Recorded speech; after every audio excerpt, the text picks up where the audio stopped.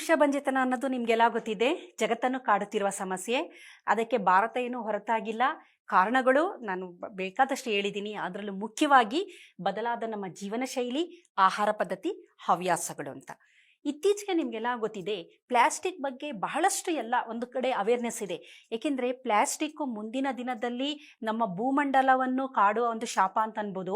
ಕಾರಣ ಅದೇನು ಅಂದರೆ, it is not a biodegradable. ಅದು ಕೊಳೆಯೋದಿಲ್ಲ, ಭೂಮಿಲಿ ಬೆರೆತೋಗೋದಿಲ್ಲ. ಅದು ಪ್ಲಾಸ್ಟಿಕ್ ಏನಾಗುತ್ತೆ ಅಂದರೆ ಪುಡಿ ಪುಡಿಯಾಗಿ ಮೈಕ್ರೋ ಪ್ಲಾಸ್ಟಿಕ್ ಆಗುತ್ತೆ, ನ್ಯಾನೋ ಪ್ಲಾಸ್ಟಿಕ್ ಆಗುತ್ತೆ. ಅದು ನಮ್ಮ ಪರಿಸರದಲ್ಲೇ ಇರುತ್ತೆ. ನಾವು ಸೇವಿಸುವ ಆಹಾರದಲ್ಲಿ ಈ ಪ್ಲಾಸ್ಟಿಕ್ ನಮ್ಮ ದೇಹದ ಒಳಗಡೆ ಹೋಗ್ಬೋದು. ಅದು ಮೈಕ್ರೋ ಪ್ಲಾಸ್ಟಿಕ್ ಆದರೆ ಹೇಗೋ ಪರವಾಗಿಲ್ಲ, ನ್ಯಾನೋ ಪ್ಲಾಸ್ಟಿಕ್ ಆದರೆ ಅದು ನಮ್ಮ ಎಲ್ಲ ದೇಹದ ಅಂಗಾಂಗಗಳಲ್ಲೂ ಅಲ್ಲೇ ಸೇರ್ಕೊಂಡ್ಬಿಡುತ್ತೆ. ಅದು ಈಚೆಗೆ ಬರೋಕ್ಕೂ ಸಾಧ್ಯ ಇಲ್ಲ, ಏಕೆಂದರೆ ಫಿಲ್ಟರ್ ಆಗೋದಿಲ್ಲ ಅದು. ಇಂಥ ಸಂದರ್ಭದಲ್ಲಿ ದೇಹದಲ್ಲಿ ಉರಿಯೂತ ಅಥವಾ ಇನ್ಫ್ಲಮೇಷನ್ ಅಂತ ನಾವೇನು ಹೇಳ್ತೀವಿ, ಅದು ಶುರು ಆಗುತ್ತೆ. ಅದು ಹಾಗೆಯೇ ಕಂಟಿನ್ಯೂ ಆಗ್ತಾ ಹೋದರೆ ಮನುಷ್ಯನಿಗೆ ಗೊತ್ತಾಗದಿದ್ದಾಗೆ ಬಂಜೆತನ ಆಗ್ಬೋದು ಅಥವಾ ಹೃದಯಾಘಾತ ಆಗ್ಬೋದು. ಈ ಥರದ ತೊಂದರೆಗಳನ್ನು ನಾವು ನೋಡ್ತೀವಿ. ಇಲ್ಲಿ ಮುಖ್ಯವಾಗಿ ಬಂಜೆತನಕ್ಕೆ ಈ ಒಂದು ನಮ್ಮ ಪರಿಸರ ಹೇಗೆ ಕಾರಣ ಆಗ್ತಿದೆ ಅಂದರೆ, ಅದರಲ್ಲೂ ಮುಖ್ಯವಾಗಿ ಪ್ಲಾಸ್ಟಿಕ್. ಈ ಪ್ಲಾಸ್ಟಿಕ್ಕಿಂದ ಬಿಸ್ಫಿನಾಲ್ ಅಂತ, ಈ ಪ್ಲಾಸ್ಟಿಕ್ನ ನಾವು ಸಾಮಾನ್ಯವಾಗಿ ಏನು ಮಾಡ್ತೀವಿ ಅಂದರೆ, ಆಹಾರ ತಯಾರಿಕೆಯಲ್ಲಿ ಅದನ್ನು ಪ್ಯಾಕಿಂಗಲ್ಲಿ ಮಾಡ್ತೀವಿ, ಬಳಸ್ತೀವಿ. ಎಲ್ಲೋ ಒಂದು ಕಡೆ ಏನೋ ಕ್ಯಾರಿ ಮಾಡಬೇಕು ಅಂದರೆ ಒಂದು ಪ್ಲಾಸ್ಟಿಕ್ ಬಾಟಲಲ್ಲಿ ನೀರು ತೊಗೊಂಡೋಗೋದೇ ಆಗಲಿ, ಪ್ಲಾಸ್ಟಿಕ್ ಇದರಲ್ಲಿ ನಾವು ಆಹಾರನ ಇಟ್ಕೊಂಡು ಹೋಗೋದೇ ಆಗಲಿ ನಾವು ಮಾಡ್ತೀವಿ. ಅಂಥ ಸಂದರ್ಭದಲ್ಲಿ ಆಹಾರ ಬಿಸಿಯಾಗಿದ್ದಾಗ ಅದು ಆ ಪ್ಲಾಸ್ಟಿಕ್ ಜೊತೆ ಅದರಲ್ಲಿ ಒಂದು ರಾಸಾಯನಿಕ ಕ್ರಿಯೆ ನಡೆಯುತ್ತೆ. ನಂತರ ಪ್ಲಾಸ್ಟಿಕ್ಕಲ್ಲಿರುವಂತಹ ಬಿಸ್ಫಿನಾಲ್, ಥ್ಯಾಲೇಟು, ಡಯಾಕ್ಸಿನ್ನು ಇವೆಲ್ಲ ಬಹಳ ಪ್ರಮುಖವಾದ ರಾಸಾಯನಿಕಗಳು ಅನ್ಬೋದು. ಇದು ಪ್ಲಾಸ್ಟಿಕ್ನ ಟ್ರಾನ್ಸ್ಪರೆಂಟು, ಡ್ಯೂರಬಲ್ಲು ಈ ಥರ ಮಾಡೋದಕ್ಕೆ ಈ ರಾಸಾಯನಿಕಗಳನ್ನು ಬಳಸ್ತಾರೆ. ಇವು ನಮ್ಮ ಆಹಾರದ ಜೊತೆ ಸೇರ್ಕೊಂಡಾಗ ಇದು ನಮ್ಮ ಸ್ಪರ್ಮೆಟೋಜೆನೆಸಿಸ್ ಅಥವಾ ವೀರ್ಯಾಣುವಿನ ಉತ್ಪಾದನೆ ಮೇಲೆ ನೇರವಾಗಿ ಪರಿಣಾಮ ಬೀರಿ ಅದು ಬಂಜೆತನವನ್ನು ಉಂಟು ಮಾಡ್ತಾ ಇದೆ. ಅದರಲ್ಲೂ ಬಿಸ್ಫಿನಾಲ್ ಇದು ಬಹಳಷ್ಟು ಕ್ಯಾನ್ಸರ್ಗಳನ್ನು ಸಹ ಉಂಟು ಮಾಡ್ತಾ ಇದೆ. ಟೆಸ್ಟಿಸ್ ಕ್ಯಾನ್ಸರ್ಗಳಾಗಿರ್ಬೋದು ಅಥವಾ ಎಪಿಡೈಡಮಿಸು, ಪ್ರಾಸ್ಟೇಟ್ ಕ್ಯಾನ್ಸರ್ ಅನ್ನೋದು leading cos of death in men. ಇತ್ತೀಚೆಗೆ ನಿಮಗೆ ಗೊತ್ತಿರ್ಬೋದು, 60 ವರ್ಷ ಆಗಿದ ತಕ್ಷಣ ಎಲ್ಲ ಹೇಳ್ತಾ ಇದ್ದಾರೆ ಪ್ರಾಸ್ಟೇಟ್ ತೊಂದರೆ, ಇದು ಪ್ರಾಸ್ಟೇಟ್ ಎನ್ಲಾರ್ಜ್ ಆಗಿಬಿಟ್ಟಿದೆ ಅಂತ. ಅದೇ ರೀತಿ ಎನ್ಲಾರ್ಜ್ಮೆಂಟ್ ಜೊತೆಗೆ ಕ್ಯಾನ್ಸರ್ ಗೆಡ್ಡೆಗಳು ಸಹ ನಾವು ನೋಡಬಹುದು. ಹಾಗಾಗಿ ಎಲ್ಲೋ ಒಂದು ಕಡೆ ಈ ಪ್ಲಾಸ್ಟಿಕ್ನ ಬಳಕೆ ಸಹ ಈ ಒಂದು ಕುಸಿತಗೊಂಡ ವೀರ್ಯಾಣುವಿಗೆ ಖಂಡಿತ ಕಾರಣ ಅಂತ ನಾವು ಹೇಳ್ಬಹುದು. ಮುಖ್ಯವಾಗಿ ಇನ್ನೊಂದು ಬಹಳ ಪುರುಷ ಬಂಜೆತನಕ್ಕೆ ಬಹಳ ಇಂಡೈರೆಕ್ಟ್ ಆಗಿ, ಅದು ಡೈರೆಕ್ಟ್ ಅಲ್ಲದೆ ಹೋದರೂ ಇಂಡೈರೆಕ್ಟ್ ಆಗಿ ಒಂದು ಬಹಳ ಪ್ರಮುಖವಾದ ಕಾರಣ ಅಂತಂದರೆ extensive use of mobile phone. ಅದನ್ನು ನಿಜವಾಗ್ಲೂ ಅದು ಏನು ಬಿಟ್ಟರು ಜಗತ್ತಲ್ಲಿ ಜನ ಮೊಬೈಲ್ ಬಿಡೋಕ್ಕಾಗ್ತಾ ಇಲ್ಲ, ಅಷ್ಟು ಮಟ್ಟಿಗೆ ಅದು ಒಂದು ಎಡಿಕ್ಷನ್. ಧೂಮಪಾನ ಬಿಡಿಸ್ಬೋದು, ಮದ್ಯಪಾನ ಬಿಡಿಸ್ಬೋದು, ಡ್ರಗ್ ಎಡಿಕ್ಷನ್ನಿಂದನೂ ಸಹ ನಾವು ಯುವ ಜನತೆಯನ್ನು ಹೊರಗೆ ತರ್ಬೋದು. ಆದರೆ ಮೊಬೈಲ್ ಫೋನ್ ಎಡಿಕ್ಷನ್ನಿಂದ ಹೊರಗಡೆ ತರೋದು ಖಂಡಿತ ಸಾಧ್ಯ ಇಲ್ಲ. ಇದು ಬರೀ ಯುವಕರು ಮಾತ್ರ ಅಲ್ಲ, ವಯಸ್ಸಾದವರನ್ನು ಕಾಡುತ್ತೆ, ಮಕ್ಕಳನ್ನು ಕಾಡ್ತಾ ಇದೆ. ಈ ಮೊಬೈಲ್ ಫೋನಿಂದ ಯಾವ ರೀತಿ ಬಂಜೆತನ ಉಂಟಾಗುತ್ತೆ ಅಂದರೆ, ಮೊಬೈಲ್ ಫೋನಿಂದ ಎಲೆಕ್ಟ್ರೋಮ್ಯಾಗ್ನೆಟಿಕ್ ರೇಡಿಯೇಷನ್ನು ಬಿಡುಗಡೆ ಆಗುತ್ತೆ. ಅದು ವೆರಿ ಮೈಲ್ಡ್. ತಕ್ಷಣ ನಮಗೆ ದೇಹದಲ್ಲಿ ಏನು ಬದಲಾವಣೆ ಕಾಣದೇ ಇರ್ಬೋದು, ಆದರೆ ಮೈಲ್ಡ್ ಆಗಿ ನಾವು ಎಷ್ಟು ಯೂಸೇಜ್ ಮಾಡ್ತೀವಿ, ಎಷ್ಟು ಡ್ಯೂರೇಷನ್ನು ಅಂದರೆ ಎಷ್ಟು ಸಮಯ ಬಳಸ್ತೀವಿ, ಎಷ್ಟು ಹತ್ತಿರದಲ್ಲಿ ಇಟ್ಕೊಂಡು ಅದನ್ನು ಬಳಸ್ತೀವಿ, ಅದಕ್ಕೆ ಕಾಂಟ್ಯಾಕ್ಟ್ ಎಷ್ಟಿದೆ, ಎಕ್ಸ್ಪೋಜರ್ ಎಷ್ಟಿದೆ, ಡೋಸೇಜ್ ಎಷ್ಟಿದೆ. ಅಂದರೆ ಕೆಲವರು 2-3 ಫೋನ್ಗಳನ್ನು ಬಳಕೆ ಮಾಡ್ತಾರೆ, ಆಮೇಲೆ ಅದನ್ನು ಯಾವಾಗಲೂ ಜೊತೆಲೇ ಇಟ್ಕೊಂಡಿರ್ತಾರೆ. ಅದರಲ್ಲೂ ಮುಖ್ಯವಾಗಿ ಹುಡುಗರು, ಯುವಕರು ಅದನ್ನು ಪಾಕೆಟಲ್ಲಿ ಇಟ್ಕೊಂಡಿರ್ತಾರೆ. ಯುವತಿಯರಾದರೆ ಅಟ್ಲೀಸ್ಟ್ ಅಲ್ಲಿ ಒಂದು ಅವರು ಪೌಚಲ್ಲಿ ಇಟ್ಕೋಬೋದು, ಹೊರಗಡೆ ಇಟ್ಕೋಬೋದು. ಹಾಗಾಗಿ ತೊಂದರೆ ತುಂಬ ಕಮ್ಮಿ. ಆದರೆ ಯುವಕರಲ್ಲಿ ಇದು ಒಂದು ತೊಂದರೆ ಇದರಿಂದ ಜಾಸ್ತಿ ಅಂತಲೇ ಹೇಳ್ಬೋದು. ಕಾರಣ ಇದು ಮೈಲ್ಡ್ ಆಗಿ ಎಲೆಕ್ಟ್ರೋಮ್ಯಾಗ್ನೆಟಿಕ್ ರೇಡಿಯೇಷನ್ನ ಬಿಡುಗಡೆ ಮಾಡೋದ್ರಿಂದ ಕಂಟಿನ್ಯೂಸ್ಸು ನೀವು ಒಂದು 5-10 ವರ್ಷಗಳು ಇದನ್ನು ಬಳಕೆ ಮಾಡ್ತಾ ಬಂದರೆ ಅಲ್ಲಿಂದ ಬಿಡುಗಡೆಯಾಗುವ ರೇಡಿಯೇಷನ್ನು ನೇರವಾಗಿ ಟೆಸ್ಟಿಸ್ ಮೇಲೆ ಪರಿಣಾಮ ಬೀರುತ್ತೆ.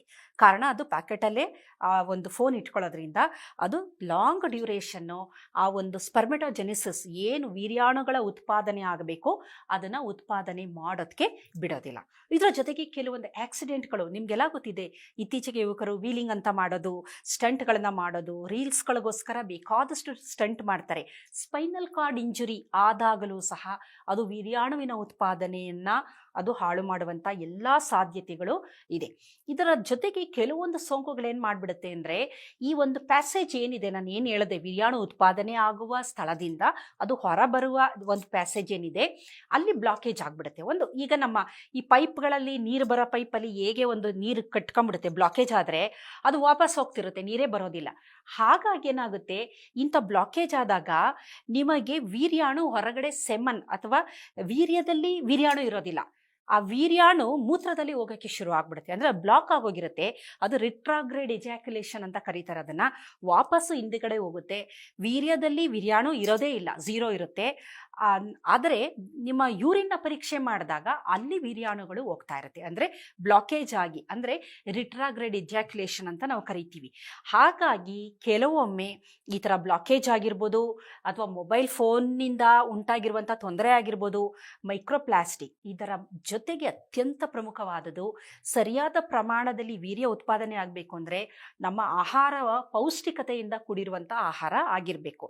ಅದರಲ್ಲೂ ಮುಖ್ಯವಾಗಿ ಪ್ರೋಟೀನ್ ಯುಕ್ತ ಆಹಾರ, ಒಳ್ಳೆಯ ಪ್ರೋಟೀನ್ನಿಂದ ಕೂಡಿದಂಥ ಆಹಾರನ ನಾವು ಸೇವನೆ ಮಾಡೋದ್ರಿಂದ ವೀರ್ಯಾಣು ಉತ್ಪಾದನೆ ಅದು ಕ್ವಾಲಿಟಿ ತುಂಬ ಚೆನ್ನಾಗಿರುತ್ತೆ. ಬರೀ ಕ್ವಾಂಟಿಟಿ ಮಾತ್ರ ಅಲ್ಲ, ಅದರದ್ದು ಕ್ವಾಲಿಟಿನೂ ಸಹ ತುಂಬ ಚೆನ್ನಾಗಿರುತ್ತೆ. ಹಾಗಾಗಿ ನಮ್ಮ ಆಹಾರದ ಕಡೆಗೆ ನಾವು ಹೆಚ್ಚಿನ ಗಮನ ಕೊಡಬೇಕು. ಸಮತೋಲನದ ಆಹಾರ, ಅದರಲ್ಲಿ ಕಾರ್ಬೋಹೈಡ್ರೇಟ್ ಇರಬೇಕು, ಪ್ರೋಟೀನ್ ಇರಬೇಕು, ಫ್ಯಾಟ್, ಅದರ ಜೊತೆಗೆ ವೈಟಮಿನ್ಗಳು, ಮಿನಿರಲ್ಗಳು, ಟ್ರೇಸ್ ಎಲಿಮೆಂಟ್ಗಳು, ಇದೆಲ್ಲ ಇರಬೇಕು. ಇದೆಲ್ಲ ಎಲ್ಲಿ ಸಿಕ್ಕುತ್ತೆ ಅಂದರೆ ಸಸ್ಯಾಹಾರದಲ್ಲೂ ಬೇಕಾದಷ್ಟು ಇರುತ್ತೆ. ತರಕಾರಿಗಳು, ಹಣ್ಣುಗಳು, ಸೊಪ್ಪುಗಳು, ಈ ಥರದ್ದೆಲ್ಲ ನಾವು ಸೇವನೆ ಮಾಡೋದ್ರಿಂದ, ಅದು ಸೀಸನಲ್ ಫ್ರೂಟ್ಸ್ಗಳು, ಇದೆಲ್ಲ ನಾವು ಸೇವನೆ ಮಾಡೋದ್ರಿಂದ ನಮಗೆ ಅರಿವಿಲ್ಲದೆ ಈ ಎಲ್ಲ ಪ್ರಕ್ರಿಯೆ ಏನಿರುತ್ತೆ, ಅಂಡಾಣು ಆಗ್ಬೋದು, ವೀರ್ಯಾಣು ಆಗ್ಬೋದು, ಇವುಗಳು ಒಂದು ಉತ್ಕೃಷ್ಟ ಮಟ್ಟದಲ್ಲಿ ಒಳ್ಳೆ ಕ್ವಾಲಿಟಿ ಆಗಿರುವಂತಹ ವೀರ್ಯಾಣು ಉತ್ಪಾದನೆ ಆಗುತ್ತೆ. ಪುರುಷರಲ್ಲಿ, ಮಹಿಳೆಯರಲ್ಲಿ ಅಂಡಾಣುಗಳು ಉತ್ಪಾದನೆ ಆಗುತ್ತೆ. ವಿಟಮಿನ್ಗಳು ಬಹಳ ಮುಖ್ಯ, ಪ್ರೋಟೀನ್ಗಳು ಬಹಳ ಮುಖ್ಯ. ಆದರೆ ಇತ್ತೀಚೆಗೆ ಏನಾಗ್ತಾ ಇದೆ, ಬಂಜೆತನಕ್ಕೆ ಇನ್ನೊಂದು ಬಹಳ ಪ್ರಮುಖ ಕಾರಣ ಅಂತಂದರೆ ಸೆಡೆಂಟ್ರಿ ಲೈಫ್ ಸ್ಟೈಲ್ ಮತ್ತು ನಮ್ಮ ಆಹಾರ ಪದ್ಧತಿ. ಕೂತಲ್ಲೇ ಇರೋದು. ನಾವು ಮೊದಲೆಲ್ಲ ಕೆಲಸ ಅಂತಂದರೆ ಫಿಸಿಕಲ್ ಆ್ಯಕ್ಟಿವಿಟಿ ಜಾಸ್ತಿ ಇರ್ತಿತ್ತು. ಆದರೆ ಈಗೇನಾಗ್ತಿದೆ, ನೀವು IT ಸೆಕ್ಟರಲ್ಲಿ ನೋಡ್ಬೋದು, 8 ಗಂಟೆಗಳ ಕಾಲ ಸತತವಾಗಿ ಕೂತಲ್ಲೇ ಕಂಪ್ಯೂಟರ್ ಮುಂದೆ ಕೆಲಸ ಮಾಡ್ತಾ ಇರ್ತಾರೆ. ಅದರ ಜೊತೆಗೆ ಅವರು ಸೇವಿಸುವ ಆಹಾರ ಯಾವ ಥರ ಇರುತ್ತೆ ಅಂದರೆ ಜಂಕ್ ಆಹಾರ, ಅತಿಯಾದ ಕ್ಯಾಲೋರಿ, ಹೈ ಕ್ಯಾಲೋರಿ ಡಯೆಟ್. ನಾವು ಎಲ್ಲೆಲ್ಲಿ ಅತಿಯಾಗಿ ಕ್ಯಾಲೋರಿ ಇರುವಂಥದ್ದು ಆಹಾರ ಸೇವನೆ ಮಾಡ್ತೀವಿ, ಅದು ಕಾಯಿಲೆಗೆ ಮೂಲ ಅಂತ ಹೇಳ್ಬೋದು. ಅದರಿಂದ ಬಂಜೆತನನೂ ಬರುತ್ತೆ, ಕ್ಯಾನ್ಸರ್ಗೂ ಬರುತ್ತೆ, ಒಬಿಸಿಟಿ, ಈ ಥರ ಎಲ್ಲ ತೊಂದರೆಗಳಿಗೂ ಮೂಲ ಕಾರಣ ಹೈ ಕ್ಯಾಲೋರಿ ಡಯೆಟ್. ಅಂದರೆ ನಾವು ಸೇವಿಸುವ ಆಹಾರ ಏನಿದೆ, ನಾವು ವ್ಯಯ ಮಾಡೋದಕ್ಕಿಂತ ಜಾಸ್ತಿ ಆಗುತ್ತೆ. ಹಾಗಾಗಿ ಒಬಿಸಿಟಿ ಬರುತ್ತೆ. ಇದರ ಜೊತೆಗೆ ಅಪೌಷ್ಟಿಕ ಆಹಾರ, ಹೊರಗಡೆ ಯಾರು ಆಹಾರ ಸೇವನೆ ಮಾಡ್ತಾರೆ ಅವರಿಗೆ ಮುಂದೊಂದು ದಿನ ಬಂಜೆತನ ಬರುವ ಸಾಧ್ಯತೆ ಇರುತ್ತೆ. ಕಾರಣ ಆ ಹೊರಗಡೆ ಒಂದು ಏನು ನಮಗೆ ಹೊರಗಡೆ ಸಿಕ್ಕುತ್ತೆ ಸಿದ್ಧ ಆಹಾರಗಳು, ಅವರು ಎಣ್ಣೆ, ಒಳ್ಳೆಯ ಒಂದು ಕ್ವಾಲಿಟಿ ಎಣ್ಣೆ ಚೆನ್ನಾಗಿರೋದಿಲ್ಲ. ಅದ್ರ ಜೊತೆ ಬಹಳಷ್ಟು ಕಲರ್ಗಳನ್ನು ಬಳಸ್ತಾರೆ. ಅದು ಪ್ರಿಸರ್ವೇಟಿವ್ ಆಗ್ಬೋದು, ಫುಡ್ ಎಡಿಟಿವ್ಸ್ ಆಗಿರ್ಬೋದು, ಅಂದರೆ ಟೇಸ್ಟ್ ಪೌಡರ್ಗಳಾಗಿರ್ಬೋದು, ಅಥವಾ ಪ್ರಿಸರ್ವೇಟಿವ್ಗಳಾಗಿರ್ಬೋದು, ಕಲರಿಂಗ್ ಏಜೆಂಟ್ಗಳಾಗಿರ್ಬೋದು. ಇದನ್ನೆಲ್ಲ ಬಳಸೋದ್ರಿಂದ ಪೌಷ್ಟಿಕತೆ ಇರೋದಿಲ್ಲ. ಅಪೌಷ್ಟಿಕ ಆಹಾರದ ಸೇವನೆಯಿಂದಾಗಿ ಈ ಒಂದು ಕ್ವಾಲಿಟಿ ಆಫ್ ನಮ್ಮದು ಏನಿರುತ್ತೆ ವೀರ್ಯಾಣುಗಳು ಅದು ತುಂಬಾ ಕಮ್ಮಿ ಆಗುತ್ತೆ. ಇದರ ಜೊತೆಯಲ್ಲಿ ಪ್ಲಾಸ್ಟಿಕ್ ಬಗ್ಗೆ ನಾನು ಆಲ್ರೆಡಿ ತಿಳಿಸಿದೆ. ಪ್ಲಾಸ್ಟಿಕ್ಕಿಂದ ಬಿಡುಗಡೆಯಾಗುವ ಕೆಲವೊಂದು ರಾಸಾಯನಿಕಗಳು ಝೀನೋ ಎಸ್ಟ್ರೋಜನ್ ಅಂತ ಕರಿತೀವಿ. ಝೀನೋ ಎಸ್ಟ್ರೋಜನ್ ಅಂದರೆ ಅದು ಎಸ್ಟ್ರೋಜನ್ ಥರ ಬಿಹೇವ್ ಮಾಡುತ್ತೆ. ಪುರುಷನಿಗೆ ಎಸ್ಟ್ರೋಜನ್ ಪ್ರಮಾಣ ಇರುತ್ತೆ, ಸ್ವಲ್ಪ ಇರುತ್ತೆ, ಆದರೆ ಮಹಿಳೆಯರಲ್ಲಿ ಎಸ್ಟ್ರೋಜನ್ ಜಾಸ್ತಿ. ಯಾವಾಗ ಪುರುಷನ ದೇಹದಲ್ಲಿ ಈ ಒಂದು ಎಸ್ಟ್ರೋಜನ್ ಹಾರ್ಮೋನು ಜಾಸ್ತಿ ಆಗುತ್ತೆ, ಅವನು ಮಹಿಳೆಯ ಥರ ಬದಲಾವಣೆ. ಇತ್ತೀಚೆಗೆ ನೀವು ಕೇಳಿರ್ಬೋದು, ಬಹಳಷ್ಟು ಪುರುಷರು 45 ವರ್ಷ ಆದ ನಂತರ ಮಹಿಳೆಯ ಥರ ಅವರ ದೇಹದಲ್ಲಿ ಬದಲಾವಣೆಯಾಗಿ ಮಹಿಳೆಯಾಗಿದ್ದಾರೆ. ಅವರು ಅಂದರೆ ಸಂಪೂರ್ಣ ಮಹಿಳೆ ಅಲ್ಲ, ಆ ಒಂದು ಅವರ ಏನು ದೇಹದಲ್ಲಿ ಮಾರ್ಪಾಡಿದೆ ಅದು ಬದಲಾಗೋಗಿದೆ ಸಂಪೂರ್ಣವಾಗಿ. ಕಾರಣ ಹಾರ್ಮೋನುಗಳು. ಇದು ಯಾಕೆ ಈ ಥರ ಆಗ್ತಾ ಇದೆ ಅಂತ ನಾವು ನೋಡೋದಾದರೆ, ಝೀನೋ ಎಸ್ಟ್ರೋಜನ್ ನಮಗರಿವಿಲ್ಲದೆ ನಾವು ಈ ಒಂದು ಝೀನೋ ಎಸ್ಟ್ರೋಜನ್ಗಳನ್ನು ಬಳಕೆ ಮಾಡ್ತಾ ಇದ್ದೀವಿ. ಅದು ಬಹಳಷ್ಟು ಇನ್ಸೆಕ್ಟಿಸೈಡು, ಪೆಸ್ಟಿಸೈಡ್ ಇದೆಯಲ್ಲ, ಅದರಲ್ಲಿ ಝೀನೋ ಎಸ್ಟ್ರೋಜನ್ ಇರುತ್ತೆ. ಪ್ಲಾಸ್ಟಿಕ್ಕಲ್ಲಿ ಝೀನೋ ಎಸ್ಟ್ರೋಜನ್ ಇರುತ್ತೆ. ಇದನ್ನು ಬಹಳಷ್ಟು ಸಂಶೋಧನೆಗಳಿಂದ ಪ್ರೂವ್ ಆಗಿದೆ. ಇದು ಇಲಿಗಳ ಮೇಲೆ ಮಾಡಿದ್ದಾರೆ, ಡ್ರೋಸೋಫಿಲಾ ಅನ್ನುವ ನೊಣದ ಮೇಲೆ ಮಾಡಿದ್ದಾರೆ, ಗಿನಿಪಿಗ್ಗಳ ಮೇಲೆ ಮಾಡಿದ್ದಾರೆ. ಈ ಝೀನೋ ಎಸ್ಟ್ರೋಜನ್ ಯಾವ ಪ್ರಾಣಿಯ ದೇಹದಲ್ಲಿ ಜಾಸ್ತಿ ಆಗುತ್ತೆ ಅದು ಫೀಮೇಲ್ ಆಗಿ, ಸಂಪೂರ್ಣ ಹೆಣ್ಣಲ್ಲ, ಫೀಮೇಲ್ ಥರ ಅದರ ಬಿಹೇವಿಯರು, ಅದರ ನಡವಳಿಕೆ, ಅದು ನಡೆಯೋ ಪ್ರತಿಯೊಂದು ಬದಲಾವಣೆ ಆಗುತ್ತೆ. ಅದರ ಜೊತೆಗೆ ವೀರ್ಯಾಣುವಿನ ಸಂಖ್ಯೆಯಲ್ಲೂ ಸಹ ಕುಸಿತ ಉಂಟಾಗ್ತಿದೆ. ಹಾಗಾಗಿ ವೀರ್ಯಾಣುವಿನ ಕುಸಿತಕ್ಕೆ ಒಂದು ಕಾರಣ ಇಲ್ಲ, ಸಾವಿರಾರು ಕಾರಣಗಳಿದೆ.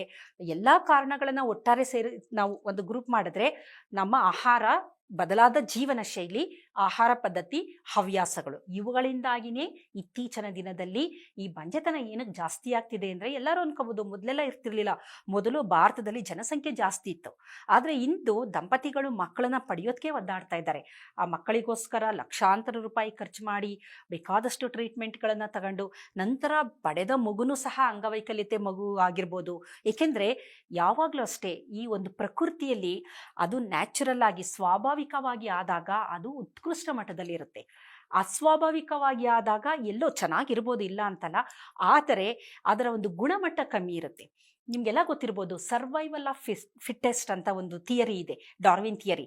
Struggle for existence, survival of fittest, natural selection. ಅಂದರೆ ಪ್ರಕೃತಿಯಲ್ಲಿ ಬೇಕಾದಷ್ಟು ಜೀವಿಗಳಿರುತ್ತೆ, ಅದರಲ್ಲಿ ಯಾವುದು ಉಳ್ಕೊಳ್ಳುತ್ತೆ ಅಂದರೆ ಯಾವುದಕ್ಕೆ ಬಹಳ ಶಕ್ತಿಶಾಲಿಯಾಗಿರುತ್ತೆ, ಎಲ್ಲ ಸಮಸ್ಯೆಗಳನ್ನು ಎದುರಿಸುವಂಥ ಶಕ್ತಿ ಇರುತ್ತೆ, ಅಂಥದನ್ನು ಮಾತ್ರ ಪ್ರಕೃತಿ ಸೆಲೆಕ್ಟ್ ಮಾಡುತ್ತೆ. ಅದು ಹಾಗೆ ಮುಂದೆ ಕಂಟಿನ್ಯೂ ಆಗ್ತಾ ಹೋಗುತ್ತೆ. ಹಾಗಾಗಿ ಈ ಬದಲಾದ ಜೀವನ ಶೈಲಿ, ಆಹಾರ ಪದ್ಧತಿ, ಹವ್ಯಾಸಗಳಿಂದಾಗಿ ಇಂದು ಮನುಷ್ಯ ತನ್ನ ಸಂತತಿಯನ್ನೇ ಕಳ್ಕೊತಾ ಇದ್ದಾನೆ. ಅವನಲ್ಲಿ ಬಂಜೆತನ ಉಂಟಾಗ್ತಾ ಇದೆ, ಪುರುಷತ್ವ ಹೋಗ್ತಾ ಇದೆ. ಇದರ ಜೊತೆಗೆ ಎರೆಕ್ಟೈಲ್ ಡಿಸ್ಫಂಕ್ಷನು ಸಹ, ಅಂದರೆ ಅವನಲ್ಲಿ ಇರ್ಬೋದು, ವೀರ್ಯಾಣುಗಳಿರ್ಬೋದು, ಆದರೆ ಎರೆಕ್ಷನೇ ಇರೋದಿಲ್ಲ. ಇದಕ್ಕೆ ಕಾರಣಗಳು ಒಂದ್ಸಗೇನು ಸಿವಿಯರ್ ಡಯಾಬಿಟಿಕ್ ಆಗ್ಬೋದು, ಅಥವಾ ಅತಿಯಾದ ಬೊಜ್ಜುತನ ಆಗಿರ್ಬೋದು, ಥೈರಾಯ್ಡ್ ತೊಂದರೆಗಳಾಗಿರ್ಬೋದು. ಇದರ ಜೊತೆಗೆ ಸ್ಟ್ರೆಸ್ ಸಹ, ಒತ್ತಡದ ಜಗತ್ತಿನಲ್ಲಿ ನಾವು ಬದುಕ್ತಾ ಇದ್ದೀವಿ. ಒತ್ತಡ ಜಾಸ್ತಿ ಆದಂಗೆ ಪುರುಷನ ಲೈಂಗಿಕತೆ, ಪುರುಷ ಮತ್ತು ಮಹಿಳೆ ಇಬ್ಬರಿಗೂ ಸಹ, ಅದರಲ್ಲೂ ಮುಖ್ಯವಾಗಿ ಪುರುಷನ ಲೈಂಗಿಕತೆಯ ಮೇಲೆ ಅದು ನೇರವಾಗಿ ಪರಿಣಾಮ ಬೀರುತ್ತೆ. ಲೈಂಗಿಕತೆ ಅಂದರೆ ಅದು ಸಂಪೂರ್ಣವಾಗಿ ಮನಸ್ಸಿಗೆ ಸಂಬಂಧಿಸಿದಂಥದ್ದು. ಮನಸ್ಸಿನಿಂದ ಅಂದರೆ ನಮ್ಮ ಬ್ರೈನ್ ಸ್ಟಿಮ್ಯುಲೇಟ್ ಆಗಿ ಅದಕ್ಕೆ ಬೇಕಾದಂಥ ಟೆಸ್ಟೋಸ್ಟಿರಾನ್ ಹಾರ್ಮೋನುಗಳನ್ನು ಬಿಡುಗಡೆ ಮಾಡಬೇಕಾಗಿರುತ್ತೆ. ಹಾಗಾಗಿ ಒತ್ತಡದ ಜಗತ್ತಿನಲ್ಲಿ ಆ ಒಂದು ಪ್ರಕ್ರಿಯೆ ನಡೆದೇ ಇರೋದ್ರಿಂದ, ಆ ಹಾರ್ಮೋನುಗಳು ಸರಿಯಾದ ಪ್ರಮಾಣದಲ್ಲಿ ಬಿಡುಗಡೆ ಆಗದೇ ಇರೋದ್ರಿಂದ ಈ ಲೈಂಗಿಕತೆಯಲ್ಲಿ ನಿರಾಸಕ್ತಿ ಇರುತ್ತೆ. ಅದರ ಜೊತೆಗೆ ಕೆಲವೊಂದು ಕ್ವಾಲಿಟಿ ಆಫ್ ಎಗ್ಸ್ ಆಗಿರ್ಬೋದು, ಸ್ಪರ್ಮ್ ಆಗಿರ್ಬೋದು, ಸರಿಯಾಗಿ ಬಿಡುಗಡೆ ಆಗದೇ ಇರೋದ್ರಿಂದ ಬಂಜೆತನ ಅನ್ನುವುದು ಮುಂದಿನ ದಿನದಲ್ಲಿ ವಿಶ್ವವನ್ನು ಕಾಡುವ ಒಂದು ಬಹಳ ದೊಡ್ಡ ಸಮಸ್ಯೆ ಅಂತ ನಾವು ಹೇಳ್ಬೋದು. ನಮಸ್ಕಾರ.